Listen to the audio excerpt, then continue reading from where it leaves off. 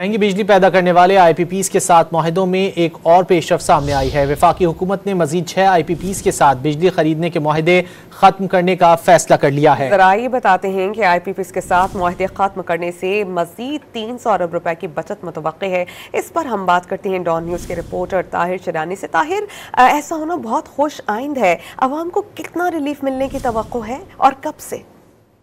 देखिए, IPPs को capacity payments की मद में सालाना 2000 अरब रुपए से जायद की अदायगी किए जा रही हैं और वज़ीर-ए-आज़म शहबाज शरीफ की हिदायत पर यह फैसला हुआ था कि जो महंगी बिजली पैदा करने वाले IPPs हैं उन पर मुआहदे पर नजरसानी की जाएगी और गुज़श्ता 2 माह में हुकूमत 13 IPPs के साथ मुआहदे खत्म कर चुकी है।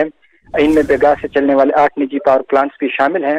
अब हुकूमत ने फैसला किया है कि मजीद 6 IPPs के साथ मुआहदे खत्म किए जाएंगे, जिसके नतीजे में 300 अरब रुपए बचत का तखमीना लगाया गया है।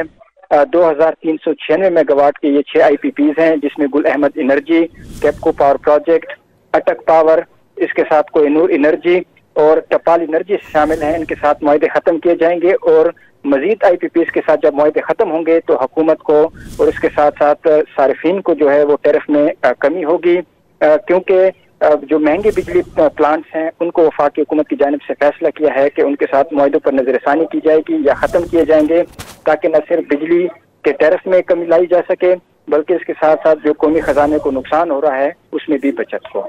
जी ताहिर, बहुत शुक्रिया, आपने बहुत मुफस्सिल हमें अपडेट किया।